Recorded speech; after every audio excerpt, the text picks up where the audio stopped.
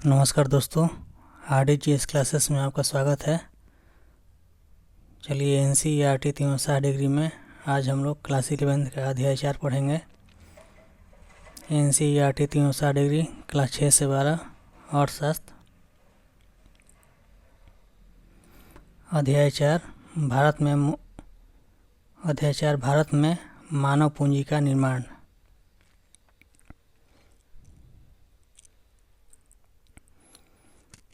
मानव जाति के विकास को बहुत अधिक प्रभावित करने वाले कारकों पर विचार करें। कार्यों को कुशलतापूर्वक करने के लिए अच्छे प्रशिक्षण तथा कौशल की आवश्यकता है।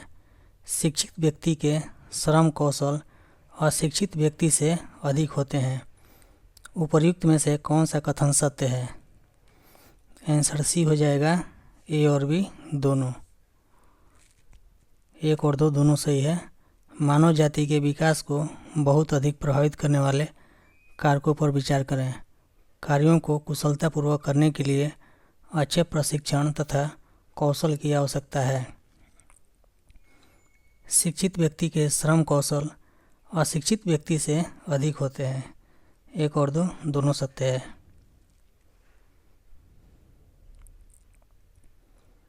शिक्षा पाने का प्रयास केवल उपार्जन क्षमता बढ़ाने के लिए नहीं किया जाता, बल्कि उसके और भी अधिक मूल्यवान लाभ हैं।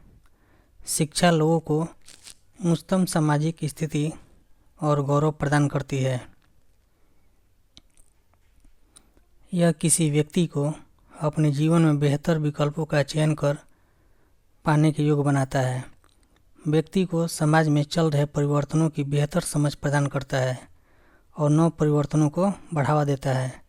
शिक्षित श्रम शक्ति की उपलब्धता नई प्रौद्योगिकी को अपनाने में भी सहायक होती है। उपर्युक्त में से कौन से असत्य हैं? तो आंसर डी हो जाएगा, इनमें से कोई नहीं, सभी सत्य है। शिक्षा पाने का प्रयास केवल उपार्जन क्षमता बढ़ाने के लिए नहीं किया जाता, बल्कि उसके और भी अधिक मूल्यवान लाभ हैं। शिक्षा लोगों को उच्चतम सामाजिक स्थिति और गौरव प्रदान करती है।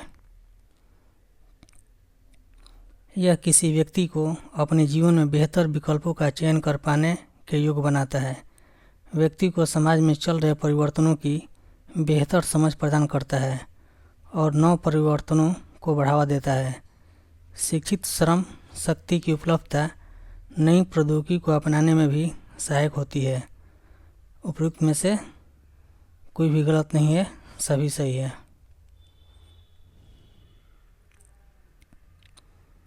देश शिक्षा के अवसरों के विस्तार की आवश्यकता पर बल देते हैं, क्योंकि यह किसको तेज करती है? विकास प्रक्रिया। आंसर ये हो जाएगा, विकास प्रक्रिया। देश शिक्षा के अवसरों के विस्तार की आवश्यकता पर बल देते हैं, क्योंकि यह विकास प्रक्रिया को तेज करती है। जिस प्रकार एक देश अपने भूमि जैसे भौतिक संसाधनों को कारखानों जैसी भौतिक पूंजी में परिवर्तित कर सकता है, उसी प्रकार वह अपने छात्र रूपी मानव संसाधनों को नर्स, किसान, अध्यापक, अभियंता और डॉक्टर जैसी मानव पूंजी में भी परिवर्तित कर सकता है। समाज को सबसे पहले पर्याप्त मात्रा में मानव पूंजी की जरूरत है, जो ऐसे योग्य व्यक्तियों के रूप में अधिक होती है जो पहले स्वयं प्रशिक्षित हो चुके हों और प्रोफेसरों आदि के रूप में कार्य करने योग्य हों। हमें अन्य मानव पूंजी जैसे नर्स, किसान, अध्यापक, डॉक्टर, इंजीनियर आदि को तैयार करने के लिए शिक्षकों, प्रशिक्षकों के रूप में बेहतर मानव पूंजी की आवश्यकता होती है। हमें मानव संसाधनों को मानव पूंजी के रूप में परिवर्तित करने के लिए मानव पूंजी निवेश करने की भी आवश्यकता है। उपयुक्त में से कौन सा कथन सत्य है? आंसर डी, उपयुक्त में से सभी सही है।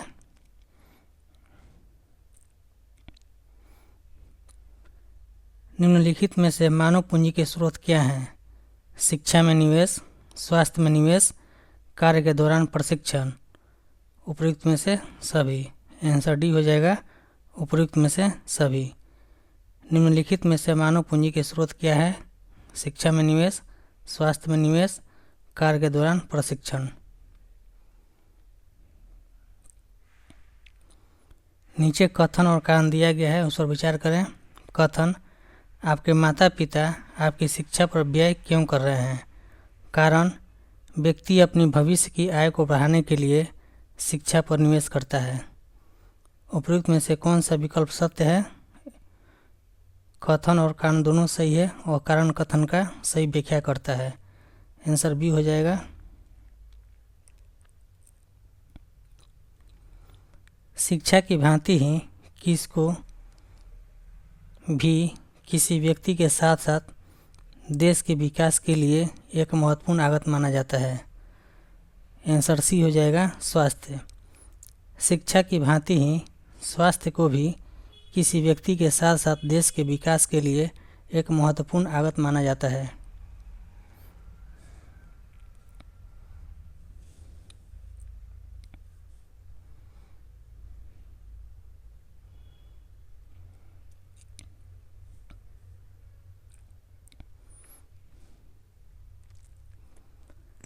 खाली स्थान पर व्यय मानव पूंजी के निर्माण का एक महत्वपूर्ण स्रोत है। स्वास्थ्य। आंसर सी हो जाएगा, स्वास्थ्य। स्वास्थ्य पर व्यय मानव पूंजी के निर्माण का एक महत्वपूर्ण स्रोत है। स्वास्थ्य व्यय के विभिन्न रूप निम्नलिखित में से कौन है? प्रतिषेधी आयुर्विज्ञान, चिकित्सीय आयुर्विज्ञान, सामाजिक आयुर्विज्ञान और इनके साथ साथ स्वच्छ पेयजल का प्रावधान। उपयुक्त में से सही कूट के द्वारा विकल्प का चयन करें तो आंसर बी हो जाएगा। 1, 2 और 3 तीनों सही है। स्वास्थ्य व्यय के विभिन्न रूप निम्नलिखित में से कौन है?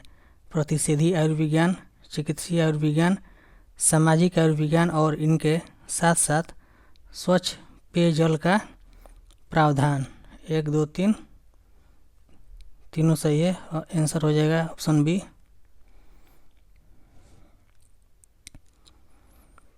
व्यय के संबंध में निम्नलिखित कथनों पर विचार करें। स्वास्थ्य पर किया गया व्यय स्वस्थ श्रम बल की पूर्ति को प्रत्यक्ष रूप से बढ़ाता है और इसी कारण यह मानव पूंजी निर्माण का एक स्रोत है। फर्में अपने कर्मचारियों के कार्यस्थल पर प्रशिक्षण में व्यय करती है। फर्म के अपने कार्यस्थान पर ही पहले से काम को जानने वाले कुशल कर्मचारियों को काम सिखा सकते हैं। दूसरे कर्मचारियों को किसी अन्य स्थान संसाधन में प्रशिक्षण पाने के लिए भेजा जा सकता है। उपयुक्त में से कौन सा कथन सत्य है? आंसर डी हो जाएगा, उपयुक्त में से सभी सही है। निम्नलिखित में से सही विकल्प कौन सा है? फर्म अपने कर्मचारियों के प्रशिक्षण का कुछ व्यय वहन करती है। इसी कारण से फर्म इस बात पर बल देगी कि प्रशिक्षण के बाद वे कर्मचारी एक निश्चित अवधि तक अवश्य फर्म के पास ही कार्य करें। फर्म उनके प्रशिक्षण पर किए गए व्यय की उगाही अधिक उत्पादकता से हुए लाभ के रूप में कर पाने में सफल रहती है। कार्य के दौरान प्रशिक्षण पर किया गया व्यय भी मानव पूंजी का स्रोत बन जाता है। कार्य के दौरान प्रशिक्षण पर किया गया व्यय की तुलना में श्रम उत्पादकता में वृद्धि से हुए लाभ कहीं अधिक होते हैं। उपयुक्त विकल्प में से असत्य को चुनें तो आंसर डी, इनमें से कोई नहीं, कोई असत्य नहीं है, सभी सत्य है।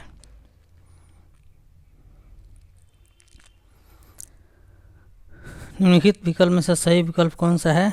फर्म अपने कर्मचारियों के प्रशिक्षण का कुछ व्यय वहन करती है। इसी कारण से फर्म इस बात पर बल देगी कि प्रशिक्षण के बाद वे कर्मचारी एक निश्चित अवधि तक अवश्य फर्म के पास ही कार्य करें। फर्म उनके प्रशिक्षण पर किए गए व्यय की उगाही अधिक उत्पादकता से हुए लाभ के रूप में कर पाने में सफल रहती है। कार्य के दौरान प्रशिक्षण पर किया गया व्यय भी मानव पूंजी का स्रोत बन जाता है। कार्य के दौरान प्रशिक्षण पर किया गया व्यय की तुलना में श्रम उत्पादकता में वृद्धि से हुए लाभ कहीं अधिक होते हैं। आंसर डी हो जाएगा, इनमें से कोई भी असत्य नहीं है, सभी सही है।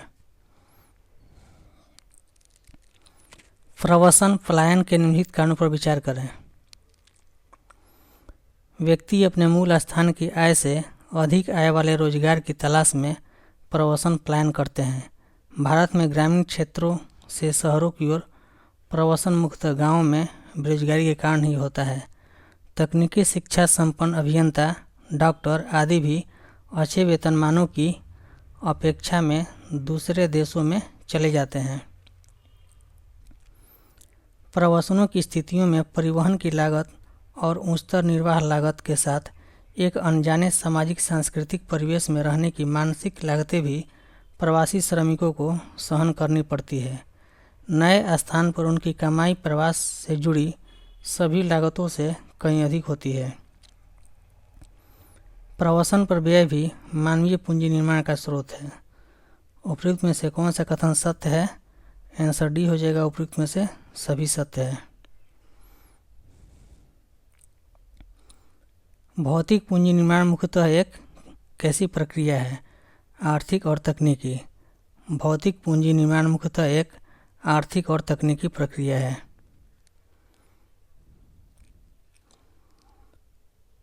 मानव पूंजी के निर्माण का महत्वपूर्ण भाग व्यक्ति के जीवन की उस अवधि में होता है जब वह यह निर्णय लेने में असमर्थ होता है कि क्या वह अपनी आमदनी को अधिकतम कर पाएगा या नहीं। आंसर ए हो जाएगा, क्या वह अपनी आमदनी को अधिकतम कर पाएगा या नहीं। मानव पूंजी के निर्माण का महत्वपूर्ण भाग व्यक्ति के जीवन की उस अवधि में होता है जब वह यह निर्णय लेने में असमर्थ होता है कि क्या वह अपनी आमदनी को अधिकतम कर पाएगा या नहीं।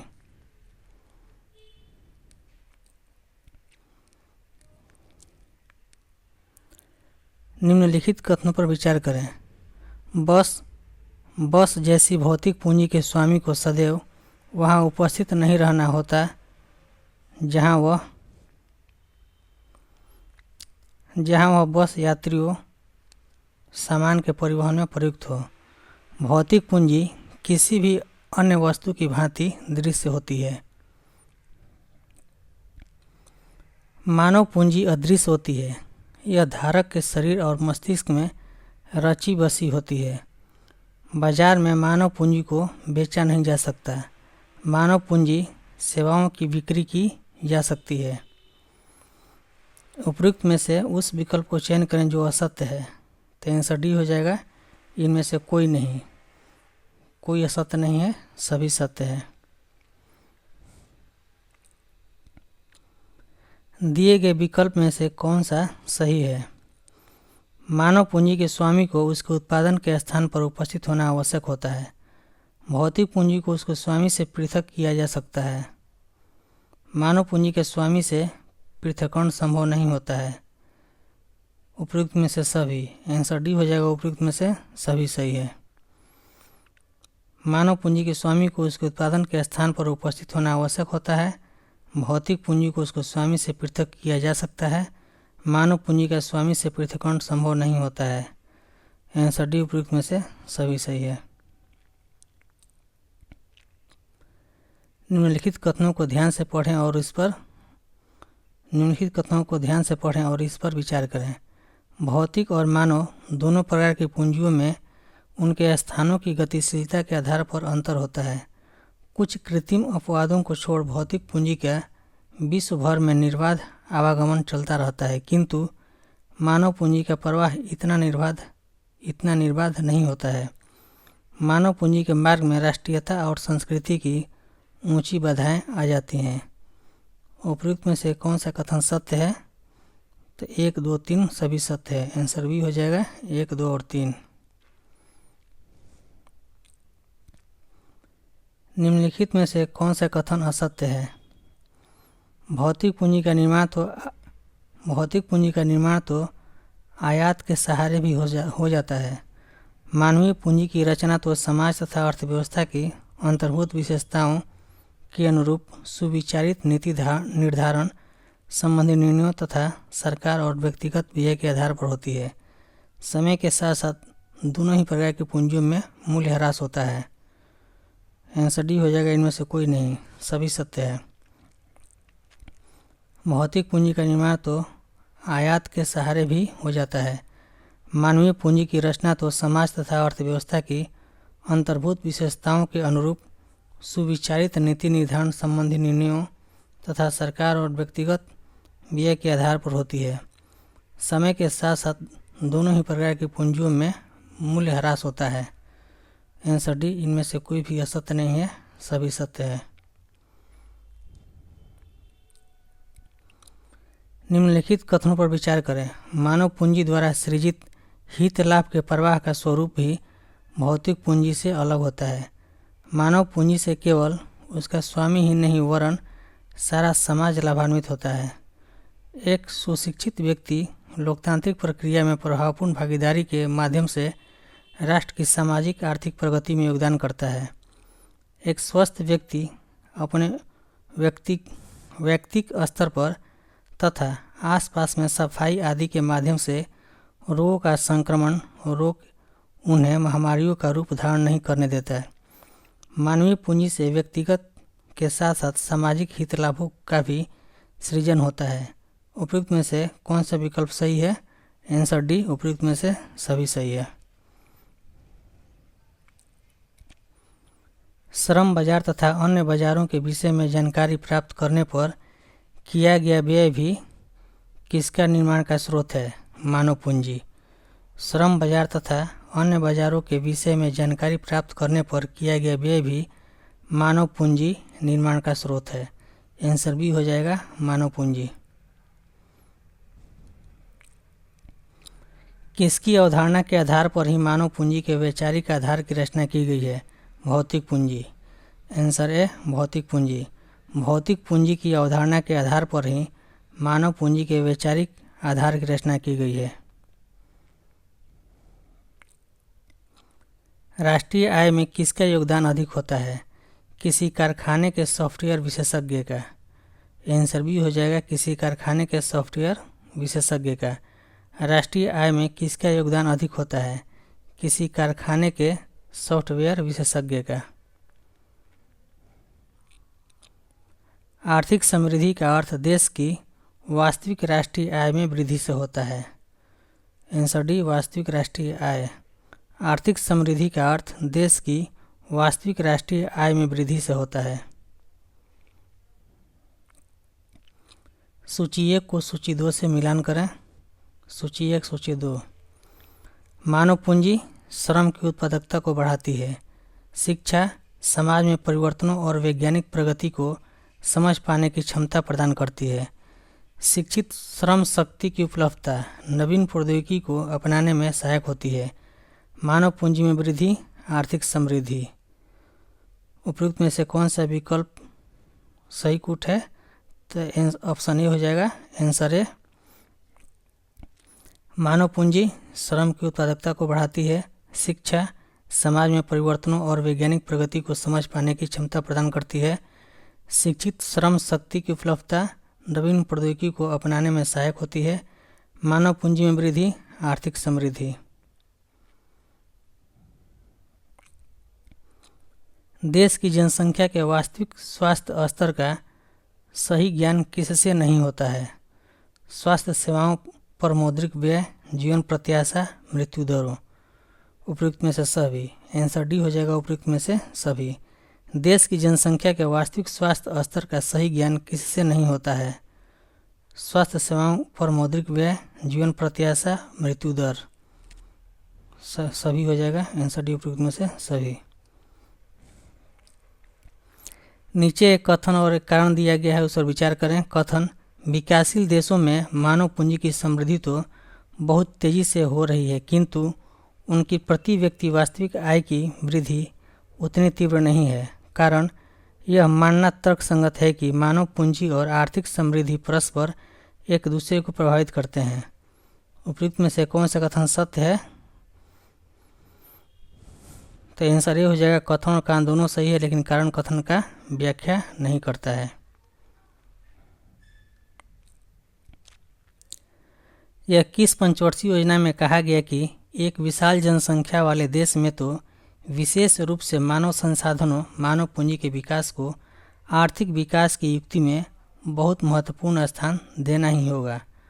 आंसर बी हो जाएगा, 7वीं। यह किस पंचवर्षीय योजना में कहा गया कि एक विशाल जनसंख्या वाले देश में तो विशेष रूप से मानव संसाधनों मानव पूंजी के विकास को आर्थिक विकास की युक्ति में बहुत महत्वपूर्ण स्थान देना ही होगा। 7वीं पंचवर्षीय योजना, आंसर भी हो जाएगा 7वीं। पाक कर एक विशाल जनसंख्या अपने आप में आर्थिक समृद्धि को बढ़ाने वाली परिसंपत्ति बन पाएगी। उचित शिक्षण प्रशिक्षण, आंसर सी हो जाएगा उचित शिक्षण प्रशिक्षण। उचित शिक्षण प्रशिक्षण पाकर एक विशाल जनसंख्या अपने आप में आर्थिक समृद्धि को बढ़ाने वाली परिसंपत्ति बन जाएगी। बिग डेटा, मशीन लर्निंग और आर्टिफिशियल इंटेलिजेंस जैसे क्षेत्रों में हो रहे बहुत से वैज्ञानिक और तकनीकी विकास के कारण निम्नलिखित प्रभाव हो सकते हैं। विश्व भर में अकुशल कामगारों की जगह मशीनें काम करने लगेंगी। कुशल कामगारों की जरूरत और मांग बढ़ेंगी। आंसर सी हो जाएगा ए और बी दोनों। बिग डेटा, मशीन लर्निंग और आर्टिफिशियल इंटेलिजेंस जैसे क्षेत्रों में हो रहे बहुत से वैज्ञानिक और तकनीकी विकास के कारण निम्नलिखित प्रभाव हो सकते हैं। विश्व भर में अकुशल कामगारों की जगह मशीनें काम करने लगेंगी। कुशल कामगारों की जरूरत और मांग बढ़ेगी। आंसर सी ए और बी दोनों सही है। दिए गए कथन और कारण पर विचार करें। कथन: जीव विज्ञान, रसायन विज्ञान, भौतिक विज्ञान, कृषि, जलवायु विज्ञान और समाज विज्ञान के क्षेत्रों में नए कुशल कामगारों की जरूरत होगी। कारण: जलवायु परिवर्तन, बढ़ते प्रदूषण और घटते प्राकृतिक संसाधनों की वजह से हमें ऊर्जा, भोजन, पानी, स्वच्छता आदि की आवश्यकताओं को पूरा करने के नए रास्ते खोजने होंगे। उपयुक्त में से कौन सा विकल्प सत्य है? आंसर सी हो जाएगा। कथन और कारण दोनों सत्य है और कारण कथन का सही व्याख्या करता है। कथन है: जीव विज्ञान, रसायन विज्ञान, भौतिक विज्ञान, कृषि, जलवायु विज्ञान और समाज विज्ञान के क्षेत्रों में नए कुशल कामगारों की जरूरत होगी। कारण: जलवायु परिवर्तन, बढ़ते प्रदूषण और घटते प्राकृतिक संसाधनों की वजह से हमें ऊर्जा, भोजन, पानी, स्वच्छता आदि की आवश्यकताओं को पूरा करने के नए रास्ते खोजने होंगे। उपयुक्त में से कौन सा विकल्प सत्य है? तो आंसर सी, कथन और कारण दोनों सत्य है और कारण कथन का सही व्याख्या करता है।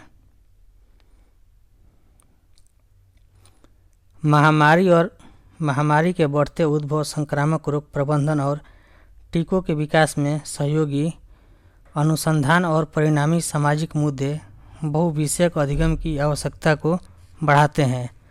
आंसर ए हो जाएगा अनुसंधान और परिणामी सामाजिक मुद्दे।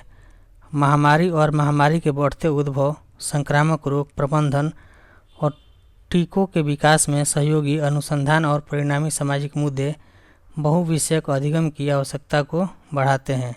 आंसर ए हो जाएगा अनुसंधान और परिणामी सामाजिक मुद्दे। दिए कथन और कारण पर विचार करें। कथन: मानविकी और कला की मांग बढ़ेगी क्योंकि भारत एक विकसित देश बनने के साथ साथ दुनिया की 3 सबसे बड़ी अर्थव्यवस्थाओं में से एक बनने की ओर अग्रसर है। कारण: केवल मानव पूंजी का निर्माण ही भारत की अर्थव्यवस्था को उच्च विकास की राह पर ले जा सकता है। उपयुक्त में से कौन सा विकल्प सत्य है? आंसर डी हो जाएगा। कथन और कारण दोनों सत्य और कारण कथन का व्याख्या करता है। भारत में आगे चलकर मानव पूंजी निर्माण ही इसकी अर्थव्यवस्था को ज्ञान परिदृश्य पर आधारित आर्थिक समृद्धि के उच्च पथ पर ले जाएगा। भारत में आगे चलकर मानव पूंजी निर्माण ही इसकी अर्थव्यवस्था को ज्ञान परिदृश्य पर आधारित आर्थिक समृद्धि के उच्च पथ पर ले जाएगा। आंसर डी हो जाएगा मानव पूंजी निर्माण। नीचे सूची 1 और सूची 2 से मिलान करें। सूची 1 और सूची 2।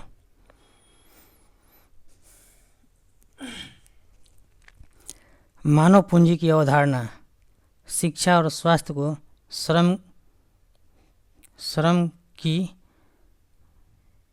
श्रम किया गया निवेश उत्पादकता बढ़ाने का माध्यम मानती है। मानव पूंजी की अवधारणा शिक्षा और स्वास्थ्य को श्रम की निवेश उत्पादकता बढ़ाने का माध्यम मानती है। मानव विकास इस विचार पर शिक्षा और स्वास्थ्य मानव कल्याण के अभिन्न अंग है। मानव पूंजी का विचार मानव को किसी साध्य की प्राप्ति आधारित है कि का साधन मानता है। शिक्षा और स्वास्थ्य पर क्रिया अनुत्पादक है। समाज के प्रत्येक सदस्य को साक्षर तथा स्वस्थ जीवन जीने का अधिकार होता है। आंसर बी हो जाएगा साक्षर तथा स्वस्थ। समाज के प्रत्येक सदस्य को साक्षर तथा स्वस्थ जीवन जीने का अधिकार होता है।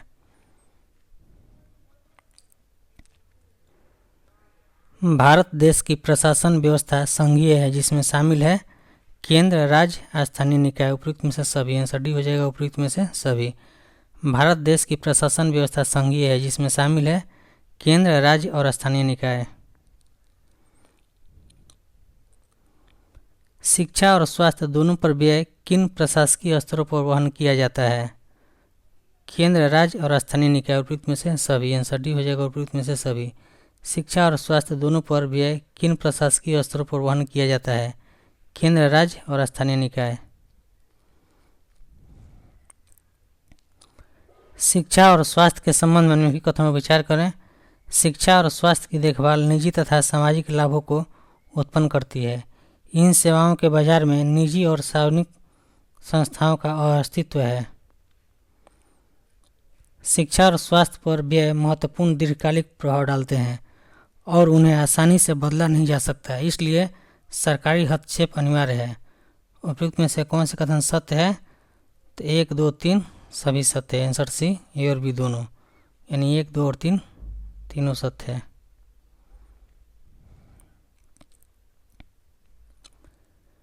शिक्षा और स्वास्थ्य पर सरकारी हस्तक्षेप अनिवार्य है, क्यों? इन सेवाओं के व्यक्तिगत उपभोक्ताओं को सेवाओं की गुणवत्ताओं और लागतों के विषय में पूर्ण जानकारी नहीं होती। शिक्षा और स्वास्थ्य सुविधाएं उपलब्ध करा रही संस्थाएं एकाधिकार प्राप्त कर लेती हैं और शोषण करने लगती हैं। यहाँ सरकार की भूमिका का एक स्वरूप यह हो सकता है कि वह निजी सेवा प्रदायकों को उचित मानकों के अनुसार सेवाएं देने तथा उनकी उचित कीमत उगाहने को बाध्य करें। उपयुक्त में से कौन से कथन सत्य है? आंसर डी उपयुक्त में से सभी सत्य है।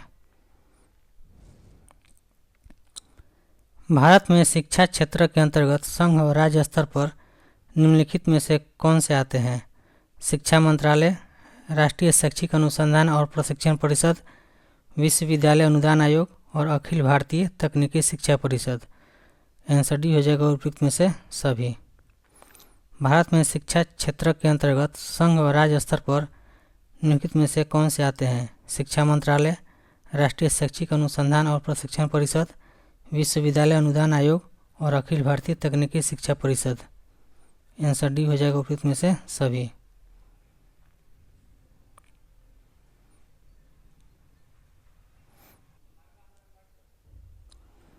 भारत में संघ और राज्य स्तरों पर स्वास्थ्य क्षेत्र के संबंध में निम्नलिखित कथनों पर विचार करें। संघ और राज्य स्तरों पर स्वास्थ्य राष्ट्रीय चिकित्सा आयोग मंत्रालय कार्य कर रही है। विभिन्न संस्थाओं के स्वास्थ्य विभाग तथा भारतीय चिकित्सा अनुसंधान परिषद आदि कार्य कर रही हैं। उपयुक्त में से कौन सा कथन सत्य है? तो ए और बी दोनों सत्य है। भारत में संघ और राज्य स्तरों पर स्वास्थ्य क्षेत्र के संबंध में निम्नलिखित कथनों पर विचार करें। संघ और राज्य स्तरों पर स्वास्थ्य राष्ट्रीय चिकित्सा आयोग मंत्रालय कार्य कर रही है। विभिन्न संस्थाओं के स्वास्थ्य विभाग तथा भारतीय चिकित्सा अनुसंधान परिषद आदि कार्य कर रही हैं। उपयुक्त में से कौन सा कथन सत्य है? आंसर सी, ए और बी दोनों, यानी 1 और 2 दोनों सत्य है।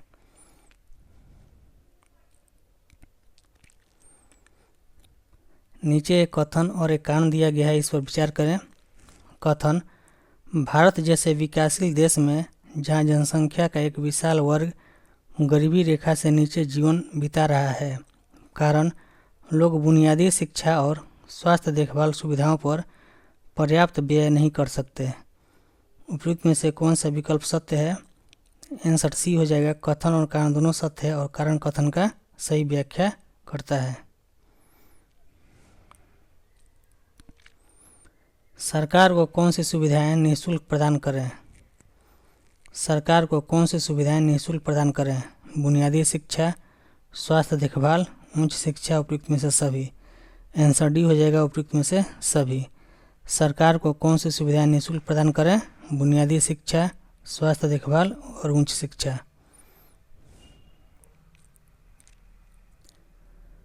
भारत में वर्ष 2024-25 में शिक्षा पर कुल सरकारी व्यय में इसका प्रतिशत कितना है? 2.5%। आंसर बी हो जाएगा 2.5%। शिक्षा के संबंध में निम्नलिखित कथनों पर विचार करें। कुल शिक्षा व्यय का एक बहुत बड़ा हिस्सा प्राथमिक शिक्षा पर खर्च होता है। औसत रूप से सरकार उच्चतर शिक्षा पर बहुत कम व्यय करती है। प्रति विद्यार्थी उच्चतर शिक्षा पर व्यय प्राथमिक शिक्षा की तुलना में अधिक है। उपयुक्त कथन में से कौन सा कथन सत्य है? बी और सी दोनों, यानी 1, 2 और 3 तीनों सत्य है। शिक्षा के संबंध में निम्नलिखित कथनों पर विचार करें। कुल शिक्षा व्यय का एक बहुत बड़ा हिस्सा प्राथमिक शिक्षा पर खर्च होता है। औसत रूप से सरकार उच्चतर शिक्षा पर बहुत कम व्यय करती है। प्रति विद्यार्थी उच्चतर शिक्षा पर व्यय प्राथमिक शिक्षा की तुलना में अधिक है। 1, 2, 3 तीनों सत्य है। शिक्षा आयोग 1964 से 66 ने सिफारिश की थी कि शैक्षिक उपलब्धियों की समृद्धि दर में उल्लेखनीय सुधार लाने के लिए सकल घरेलू उत्पाद का कम से कम कितना प्रतिशत शिक्षा पर खर्च किया जाना चाहिए? आंसर बी हो जाएगा 6%। शिक्षा आयोग 1964 से 66 ने सिफारिश की थी कि शैक्षिक उपलब्धियों की समृद्धि दर में उल्लेखनीय सुधार लाने के लिए सकल घरेलू उत्पाद का कम से कम कितना प्रतिशत शिक्षा पर खर्च किया जाना चाहिए? 6%।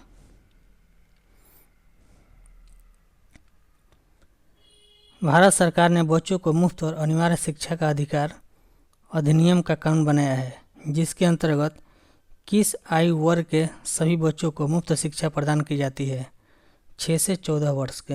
आंसर भी हो जाएगा 6 से 14 वर्ष के।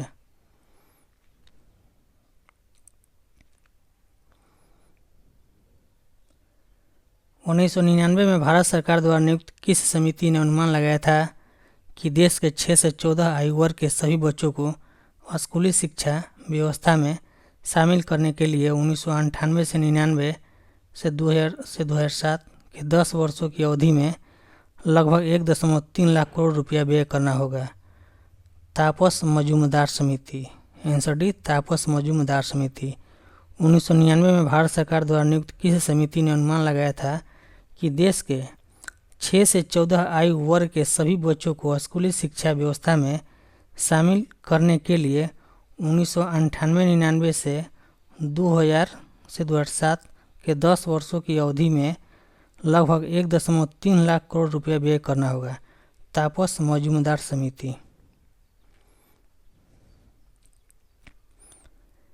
शिक्षा उपकार से प्राप्त राजस्व को किस पर व्यय करने हेतु सुरक्षित रखा है? प्राथमिक शिक्षा। शिक्षा उपकर से प्राप्त राजस्व को किस पर व्यय करने हेतु सुरक्षित रखा है? प्राथमिक शिक्षा।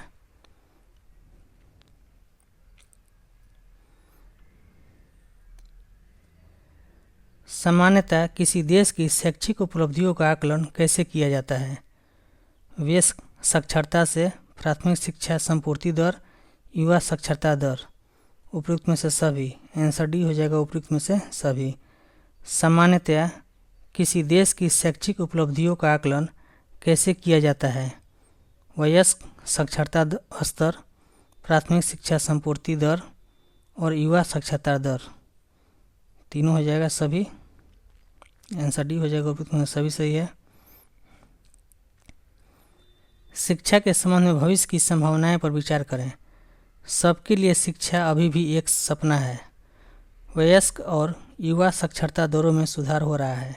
आज भी देश में निरक्षरों की संख्या उतनी ही है जितनी स्वाधीनता के समय भारत की जनसंख्या थी।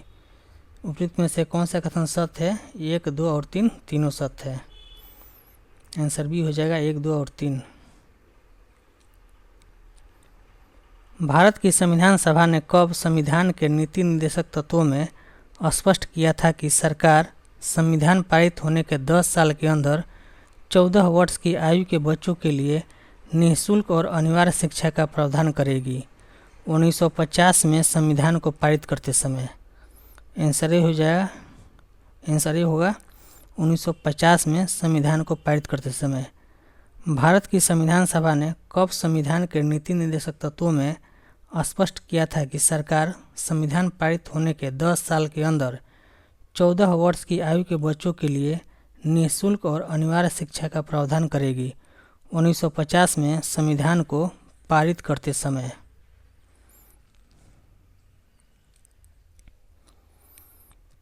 किस लक्ष्य को प्राप्त कर लेते तो अब तक 100% साक्षरता हो गई होती? 1950 में 10 साल के अंदर 14 वर्ष की आयु के बच्चों के लिए निःशुल्क और अनिवार्य शिक्षा।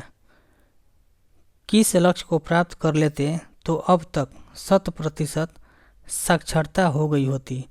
1950 में 10 साल के अंदर 14 वर्ष की आयु के बच्चों के लिए निःशुल्क और अनिवार्य शिक्षा।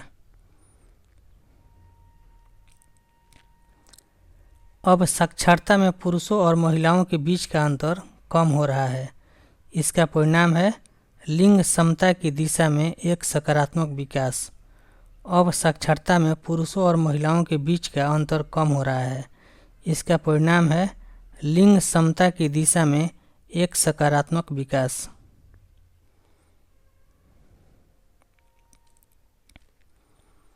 भारत में नारी शिक्षा को प्रोत्साहन दिए जाने के कई कारण हैं। शिक्षा नारी की आर्थिक स्वतंत्रता, सामाजिक स्तर में सुधार, स्त्री शिक्षा, प्रजनन दर और स्त्रियों और बच्चों के स्वास्थ्य देखभाल पर अनुकूल प्रभाव डालती है।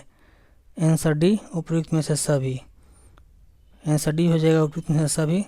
भारत में नारी शिक्षा को प्रोत्साहन दिए जाने के कई कारण हैं। शिक्षा नारी की आर्थिक स्वतंत्रता, सामाजिक स्तर में सुधार, स्त्री शिक्षा, प्रजनन दर और स्त्रियों और बच्चों के स्वास्थ्य देखभाल पर अनुकूल प्रभाव डालती है। आंसर डी हो जाएगा उपयुक्त में से सभी।